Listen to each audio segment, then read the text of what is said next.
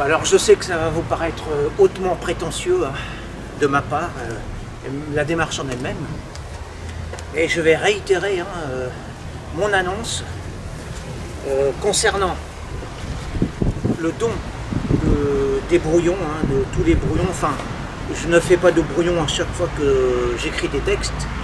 Je fais des brouillons lorsque j'écris des textes en extérieur.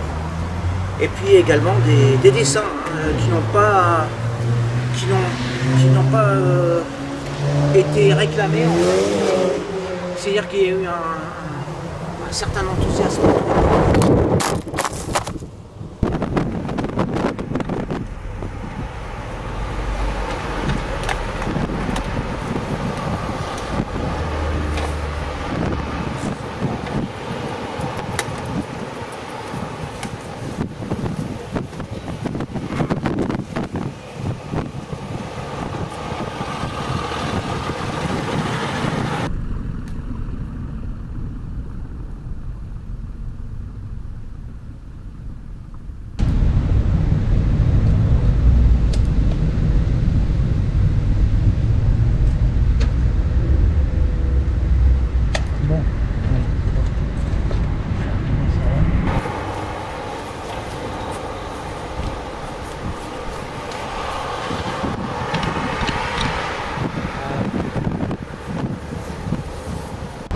Voilà, donc je disais avant qu'une de mes 4 caméras tombe, qu'au début il y avait un fort enthousiasme pour l'acquisition de ces brouillons, et puis c'est tombé à l'eau.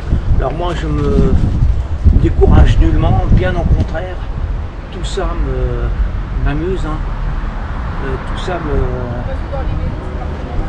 me donne des ailes, même je dirais.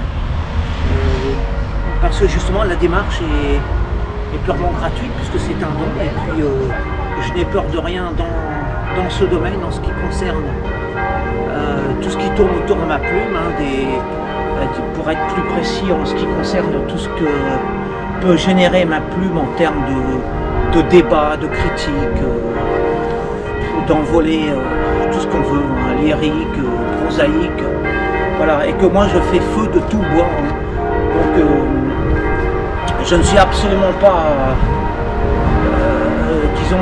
n'étant pas dans ce siècle, dans les valeurs dominantes de ce siècle, je suis hors tout système commercial, je n'ai de compte à rendre à personne, donc je ne crains pas de déplaire à certains, de plaire à d'autres.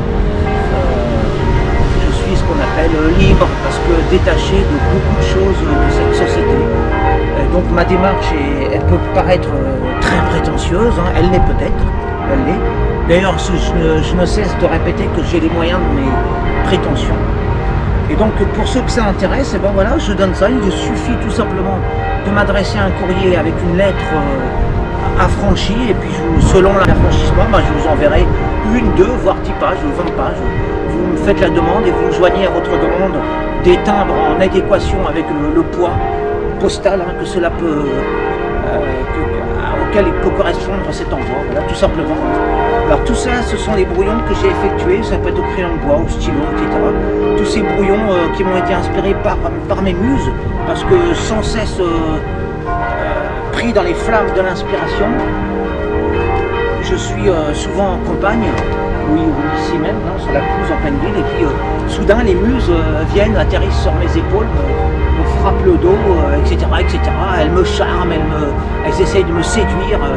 Alors moi, ne pouvant résister à l'appel de mes muses, je suis obligé de prendre ma plume et de leur obéir, c'est-à-dire de sortir des textes, de produire de la littérature au kilo. Et là, c'est vraiment le cas de le dire, il y a à peu près 1 kilo, on peut dire, de brouillon.